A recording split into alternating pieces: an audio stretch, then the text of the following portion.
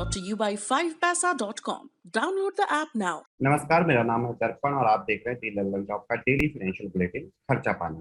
आज हम 4 मुद्दों पर बात करेंगे। पहले 2 मैं बता देता हूं, बाकी 2 के लिए अंशुमन जी के पास चलेंगे। तो सबसे पहले हम करेंगे भारत की डिजिटल करेंसी की बात, इन दिनों का बर्निंग टॉपिक। और आरबीआई की माने तो डिजिटल करेंसी को लेकर भारत का इंतजार खत्म हुआ समझो। दूसरी खबर होगी पैची मानसून वाले मुद्दे से जुड़ी, जिससे किसान ही नहीं कई स्टेक होल्डर्स जुड़े हुए हैं। बाकी 2 खबरें किस विषय पर होंगी आज? दर्पण खर्चा पानी के इस संस्करण में आप सबका स्वागत है। रिजर्व बैंक की ने आमतौर पर संकेत दे दिया है कि वो एक डिजिटल करेंसी लाएगा। क्या संभावनाएं हैं, क्या तैयारियां हैं, इन्हें समझने की कोशिश करेंगे।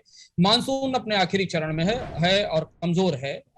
लंबे समय बाद उसके कई जगह उसका की आशंकाएं हैं और उसका असर कई जगह देखा जा रहा है। तीसरी जो महत्वपूर्ण खबर हमारे पास है वो रेट्रो टैक्सेशन को लेकर है। सरकार ने उसके ड्राफ्ट रूल्स नोटिफाई कर दिए हैं। जो कंपनियां रेट्रो टैक्सेशन के मामले में सरकार को अदालत में ले गई हैं, उनका क्या रुख होगा। कई सारे सवाल इसके आसपास निकल रहे हैं जिन्हें हम समझने की कोशिश करेंगे। और चलते चलते 2 बड़े कारपोरेट अपडेट हैं जिन्हें हम आपके सामने लाएंगे। जी, एक फ्यूचर रिलायंस से जुड़ा हुआ है, फ्यूचर रिलायंस डील से जुड़ा हुआ, और एक एयरटेल से जुड़ा हुआ है। तो अंशुमन जी, बेशक डिजिटल करेंसी को लेकर भारत की सरकार, जैसे हमने पहले भी कहा था, फूक फूक के कदम रख रही है, लेकिन क्या फिर भी पहले से थोड़ी और निश्चित, थोड़ी और कॉन्फिडेंस नजर आ रही है? क्योंकि एक तरफ आरबीआई कह रहा है कि इसका पायलट रन इसी साल कर लिया जाएगा, दूसरी तरफ इसके नियम तो छोड़िए, इसकी तकनीक को लेकर भी कोई क्लियरिटी नहीं दिख रही। हम अक्सर कंफ्यूज करते हैं डिजिटल करेंसी और क्रिप्टो करेंसी को लेकर। क्रिप्टो करेंसी के नियम और उसके कारोबार के नियमों को लेकर कंफ्यूजन है।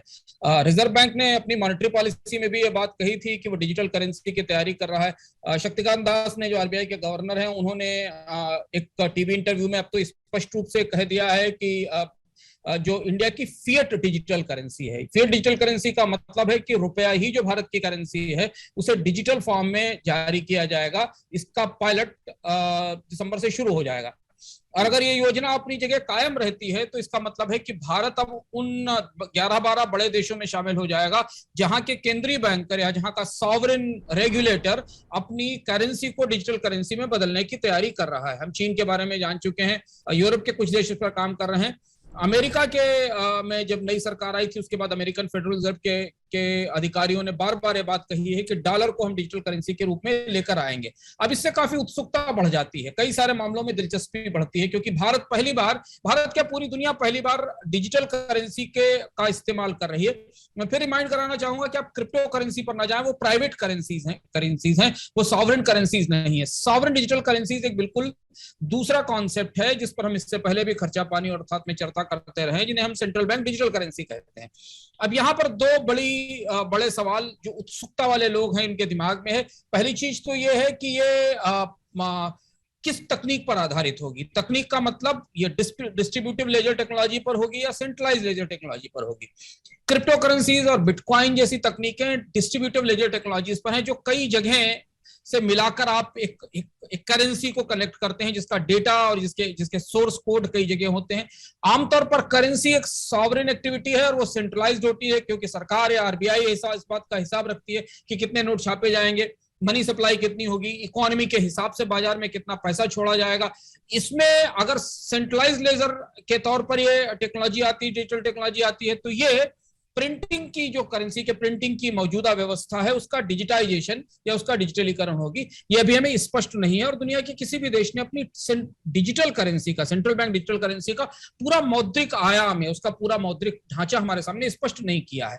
दूसरी जो महत्वपूर्ण बात पर उत्सुकता है, जिस पर रिजर्व बैंक शायद आने वाले समय में क्लैरिफाई करेगा, कि भारत की जो मनी सप्लाई है, जो मुद्रा का प्रसार है, जिसे नापने के कई सारे पैमाने हैं, जीडीपी के अनुपात में, भारत के लोगों के हाथ में करेंसी की होल्डिंग के अनुपात में, बैंकों में डिपॉजिट्स के अनुपात में, तो वो जो पूरा एक फार्मूला है जिसको कि मौद्रिक भाषा में M3 कहते हैं, उसमें हम इस डिजिटल करेंसी को कैसे फिटिंग करेंगे और उसका फार्मूला क्या होगा। इन 2 चीजों पर उत्सुकता होगी।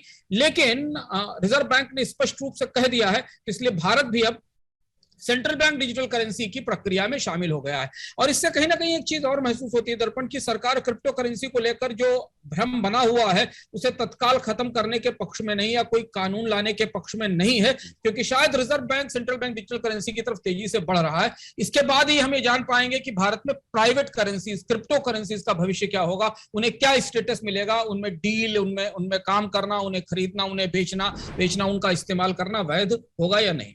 अर्जुन जी, इस खबर की तरह ही मॉनसून से जुड़ी खबर भी खर्चा पानी में एकाधिक बार चर्चा का विषय रही है, खास तौर पर पैची मानसून, जिसके बारे में हमने पहले भी बताया था कि केवल 50 जगहों पर सामान्य बारिश हुई है। अब कुछ ही दिन बचे हैं और मॉनसून ऑफिशियली इस साल का समाप्त हो जाएगा। यानी क्या हम मान के चलें कि भारत में महंगाई आने वाली है मॉनसून ड्रिवन में? महंगाई भी है। मानसून हमें दो तरह से प्रभावित करता है। एक तो तात्कालिक तौर पर खरीफ की फसल की बुआई से प्रभावित होती है, और खरीफ भारत में रबी की तुलना में ज्यादा संवेदनशील फसल है, क्योंकि महंगाई को प्रभावित करने वाली सारी फसलों का रिश्ता खरीफ से है, चाहे वो दलहन हो या तिलहन हो या चीनी हो या गन्ना हो। इन फसलों की बुआई और इनकी पैदावार पर खरीफ का गहरा असर होता है। इस बार के मानसून के जो आंकड़े हमको मिल रहे हैं उस हिसाब से करीब करीब देश के सभी हिस्सों में, सभी सब डिवीजन्स में, जो मानसून के सब डिवीजन्स हैं, उनका आंकड़ा हमारे सामने है वहां कुल मिलाकर सामान्य से लगभग 10% के आसपास कम बारिश हुई है। अगर एग्जैक्ट माने तो -9.72%। नॉर्थ वेस्ट में और सेंट्रल इंडिया में ये दो ऐसे एरिया हैं जो खरीफ की बुवाई की दृष्टि से और खरीफ की फसलों की दृष्टि से कीमती हैं, महत्वपूर्ण है। वहां पर मानसून का डेफिसिट या रेनफॉल का डेफिसिट या कमी करीब 13 से 15% के बीच में है। यानी सेंट्रल इंडिया में 14 से 18% सामान्य से कम बारिश हुई है, और नॉर्थ वेस्ट में 12 से 97% बारिश हुई है। केवल साउथ इंडिया ऐसा दिखता है जहां सामान्य और सामान्य के आसपास बारिश हुई है। ईस्ट में भी लगभग 10%, 9% के आसपास बारिश कम हुई है। इसका असर हमें खरीफ के एकरेज पर या खरीफ की बुआई पर दिखाई दे रहा है। खरीफ की बुआई शुरुआती दिनों में काफी पिछड़ी थी, लेकिन अब जो ताजा आंकड़ा हमारे पास खरीफ का कृषि मंत्रालय से आया दर्पण, उस हिसाब से खरीफ की बुआई मानसून का आखिरी चरण शुरू होने से पहले यानी अगस्त के अंत तक पिछले साल की तुलना में 1.75% कम थी, लगभग 2% कम थी। तो मानसून आखिरी चरण में है, कमजोर है, इसलिए इस बात की संभावना नहीं कि बहुत तेज रिवाइवल होगा, यानी खरीफ की बुआई में कोई बहुत बड़ी बढ़ोतरी आने वाले समय में नहीं होगी। तो एक तो ये चिंता की बात है। दूसरी और महत्वपूर्ण चिंता की बात यह कि मानसून की सफलता रबी की फसल की तैयारियों को प्रभावित करती है, क्योंकि मानसून की बारिश से भारत में जो जलाशय हैं, जो रिजर्वायर्स हैं, उनमें पानी इकट्ठा होता है और उसका इस्तेमाल नहरों के जरिए सिंचाई के तौर पर होता है। इसलिए मानसून की सफलता को हम सिर्फ खरीफ की फसलों के संदर्भ में ही नहीं नापते हैं, इस संदर्भ में भी नापते हैं कि मानसून से भारत के रिजर्वायर्स की पोजीशन क्या है, जलाशयों की स्थिति क्या है, जिन जलाशयों से भारत में नहरें हैं और बाकी जो सिंचाई के साधन है वो प्रभावित होते हैं। उनका आंकड़ा भी हमारे पास उपलब्ध है, जो भारत के लगभग 130 जो रिजर्वायर्स हैं उनमें उनका वाटर लेवल का डाटा दिखाता है कि सिर्फ दक्षिण भारत को छोड़कर उत्तर पश्चिम और केंद्रीय भारत के जितने जलाशय हैं, जो रिजर्वायर्स हैं, जहां से नहरें निकलती हैं, वहां पानी का स्तर पिछले साल से कम है। यानी आने वाले समय में अगर मानसून अपने लास्ट लेग में अपने अंतिम चरण में रिवाइव नहीं होता और बारिश काफी ज्यादा नहीं होती, संभावनाओं से ज्यादा नहीं होती, तो हम रबी की फसल तक पहुंचते पहुंचते रिजर्वायर्स के लेवल में पानी का स्तर नीचे देखेंगे। फिर इसका असर और तरह से पड़ता है, क्योंकि इसका असर फिर हाइड्रो पावर की जनरेशन पर पड़ता है और नहरों में पानी की आपूर्ति पर पड़ता है। ये दो महत्वपूर्ण संकेत हमारे सामने हैं। तो जो लोग मानसून के जरिए अर्थव्यवस्था को देखते हैं, बहुत सारे लोग देखते हैं, कंपनियां देखती हैं, कॉर्पोरेट देखता है, स्टॉक मार्केट देखता है, एग्रीकल्चर से जुड़े हुए लोग देखते हैं, उनकी निगाहें इस बात पर हैं कि अपने आखिरी चरण में मानसून कितना और मदद करके जाता है। नहीं तो फिर ये मानसून का सत्र 10% के आसपास, 9 से 10% के आसपास सामान्य से कम बारिश के साथ खत्म होगा, जिसका असर महंगाई पर स्पष्ट रूप से दिखाई देगा। वो हमें सामने दिख ही रहा है, क्योंकि चाहे वो दलहन हो या तिलहन हो, उन पर दिखाई देगा, पर इसका असर लंबा रबी की फसल की सिंचाई या रबी की बुआई की तरफ भी जाएगा, इस बात की आशंका है। अंशुल जी, मुझ जैसे शहरी क्षेत्र में रहने वाले दर्शकों के लिए एक नया पर्सपेक्टिव आपने दिया कि केवल खरीफ की फसलें ही नहीं, रबी की फसलें भी रिजर्वायर के चलते और चीजों के चलते मानसून से प्रभावित होती है। तो ये एक बड़ी चीज है जिसपे हम लोग देखेंगे कि क्या रहता है महंगाई का। तीसरी जो चीज है, इस तीसरी जो खबर है रेट्रो टैक्स से जुड़ी हुई है, जिस पर सरकार का रेट्रोस्पेक्टिव रुख रहा है इसको वापस लेने का और ये सब चीजों का। और बताया जा रहा है कि ये विन विन सिचुएशन होगी सरकार और संस्थाओं दोनों के लिए। उधर अंशुमन जी, इस मुद्दे की जड़ क्रेन एनर्जी से भी जुड़ा हुआ भी एक अपडेट आपके पास है। अब पहले हम अपडेट ले लेते हैं। एयर इंडिया ने न्यूयॉर्क के कोर्ट में एक पिटीशन फाइल किया है ब्रिटिश कंपनी केन एनर्जी के अगेंस्ट में, जो कि उसने कम से कम एयर इंडिया की $1.2 बिलियन की जो संपत्तियां हैं जिन्हें सीज करने का आदेश ले लिया था, और उसे कहा है कि आर्बिट्री है, ये एक तरफा है और इसमें एयर इंडिया को सुना जाना चाहिए और इसे रद्द किया जाना चाहिए। ये न्यूयॉर्क में पिटीशन फाइल किया है। ये पिटीशन उस फैसले का फॉलो अप है या उस फैसले के बाद आया है जिसके तहत संसद के मौजूदा सत्र में सरकार ने रेट्रो टैक्स को समाप्त कर दिया था और पुरानी जो डिमांड थी टैक्स की उनको खत्म करने का या उन्हें कैंसिल करने का या समाप्त करने का फैसला लिया था।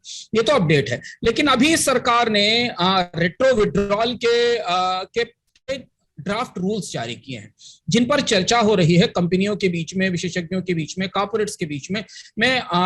इनमें दो चीजें महत्वपूर्ण है, ध्यान देने वाली हैं। पहली चीज तो ये कि रेट्रो टैक्स के विड्रॉल का फैसला होने के बाद, संसद में उसकी घोषणा होने के बाद, इनकम टैक्स एक्ट में अमेंडमेंट पास होने के बाद और रूल्स आने तक अभी किसी भी लिटिगेंट ने या किसी भी कंपनी ने अपना केस वापस लेने की घोषणा नहीं की है। जो कंपनियां भारत सरकार को अदालतों में खींच रही हैं या अदालतों में फंसाए हुए हैं, जहां पर भारत से बड़ा हर्जाना मांगा गया है रेट्रो टैक्स के मामले में, उसमें अभी किसी कंपनी ने अपना मामला वापस नहीं लिया है। जबकि सरकार ने यह खुला आह्वान किया था कि इस कानून को मानिए, अपना केस वापस लीजिए और हम आपके अगेंस्ट जो टैक्स के नोटिस जारी किए गए उनको क्वैश कर देंगे, उनको खत्म कर देंगे। शायद कंपनियां इन ड्राफ्ट रूल्स को देखना चाह रही होंगी जो रूल्स अभी आए हैं, क्योंकि आयकर विभाग के नियमों को लेकर वो आश्वस्त होना चाहती होंगी कि आगे कभी केस दोबारा ना खोले जाएं या कभी दोबारा उनके ऊपर टैक्स की डिमांड ना आए, शायद वो देखना चाहती होंगी। दूसरा एक हिस्सा इसका अभी रहस्यमय है जिसके बारे में सरकार ने स्पष्ट नहीं किया है। शायद इनकम टैक्स डिपार्टमेंट या सीबीडीटी इस मामले में स्पष्टीकरण जारी करेगा जब ड्राफ्ट पर लोगों की प्रतिक्रिया आएगी कि जो इन्वेस्टमेंट ट्रीटी हैं, जो दो तरफा निवेश संधियां हैं जिनके तहत निवेश आया था, चाहे वो यूरोप से आया हो या मॉरिशस से आया हो, ये संधियां, इन निवेश संधियों के अंदर आने वाली कंपनियों को बहुत सारी प्रोटेक्शंस देती हैं, बहुत सारे प्रिविलेजेस देती हैं, बहुत सारे हेज देती हैं कि किसी भी स्थिति में इनके नुकसान की भरपाई की जाएगी। इनके ये इस संधि के तहत आती हैं। वो संधियां इसलिए बनाई जाती है कि आप ज्यादा निवेश आकर्षित कर सकें। तो सामान्य चैनल से आने वाले निवेश की तुलना में इन संधियों की सड़क से आने वाली कंपनियों का काफी स्वागत होता है, काफी सुविधाएं मिलती हैं उनको, काफी नई काफी सहूलतें दी जाती है टैक्स से रिलेटेड। ये संधि ये जो फैसला रेट्रो टैक्स विड्रॉल का है, इसका असर उन संधियों पर कितना पड़ेगा और उन संधियों के तहत भारत सरकार ने जो कमिटमेंट किए थे उन देशों को, जिन देशों के साथ वो बायलैटरल ट्रीटी हुई थी और उन ट्रीटी के दरवाजे से जो कंपनियां प्रवेश की थी, उनके जो कमिटमेंट्स है उनको कैसे पूरा किया जाएगा, इस पर ये ड्राफ्ट रूल्स में अभी स्पष्टीकरण नहीं है। कई केसेस ऐसे हैं रेट्रो टैक्स के जो इन संधियों से भी संपर्क रखते हैं, संधियों से भी जुड़ते हैं।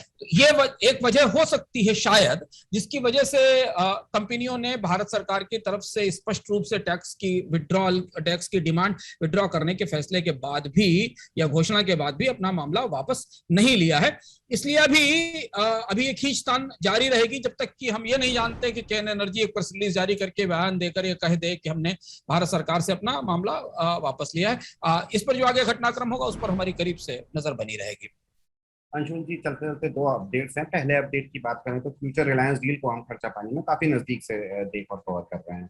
इसके सारे पेज हम अलग अलग एपिसोड में डिस्कस कर सकते हैं। आपसे अनुरोध है कि अगर कोई दर्शक सिर्फ इस एपिसोड को स्टैंड अलोन देख रहा है तो एक क्विक रिकैप कर दें इसका और पूरे मुद्दे को, और उसके बाद अभी जो अपडेट है वो भी हमारे साथ शेयर कर दें।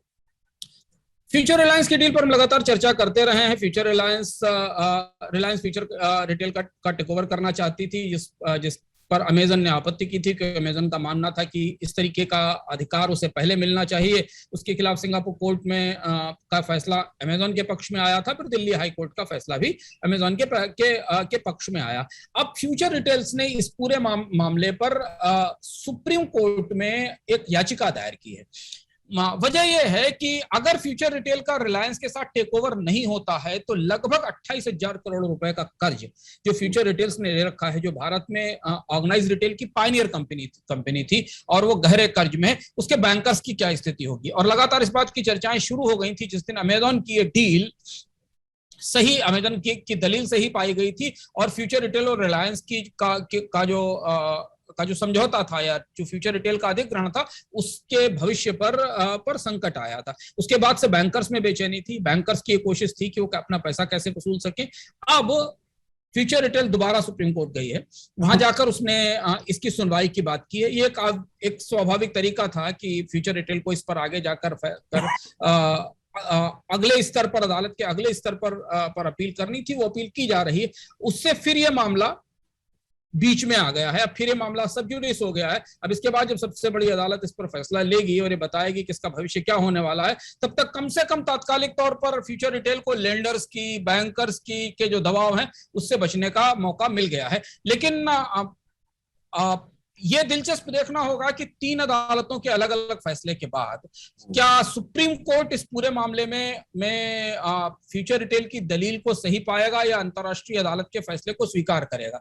दूसरी एक महत्वपूर्ण बात यह थी कि फ्यूचर रिटेल और रिलायंस के फ्यूचर रिटेल बनाम अमेजॉन के मामले में अंतरराष्ट्रीय ट्रिब्यूनल के फैसले को भारत में लागू करने पर भी सहमति जताई गई थी और वो अपने आप में एक प्रेसिडेंट है। उस पर सुप्रीम कोर्ट की क्या राय होगी? क्या इंटरनेशनल ट्रिब्यूनल्स के फैसले भारत में लागू होने को चैलेंज किया जा सकता है? और अगर ऐसा किया जा सकता है तो आर्बिट्रेशन कोर्ट में जहां भारत भी पार्टी है उनका क्या होगा? इस दृष्टि से इस खबर और ये डेवलपमेंट महत्वपूर्ण है। अगली सुनवाई जब होगी तब हमें पता चलेगा कि सुप्रीम कोर्ट ने इस पर क्या रुख लिया।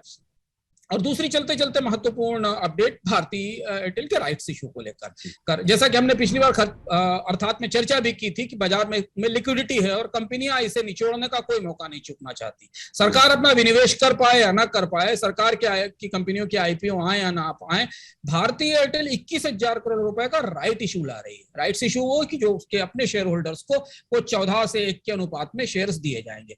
भारतीय एयरटेल को भविष्य में काफी पैसा पे करना है एजीआर के तौर पर, 5G के एक्सपेंशन प्लान में निवेश करना है और बाजार में अपनी ताकत बनाए रखनी है। इसके लिए भारती ने इस लिक्विडिटी के माहौल में, इस अच्छे माहौल में, जब कंपनियां 20,000, 25,000, 30,000 करोड़ रुपए एक साल में उठा ले जा रही है, भारती 21,000 करोड़ का एक बड़ा राइट्स इशू लेकर आ रही है। यह बताता है कि बाजार में पूंजी है, बाजार में लिक्विडिटी है और कंपनियों को वो लिक्विडिटी दिखाई दे रही है बाजार से इस मौके पर उठाने के लिए।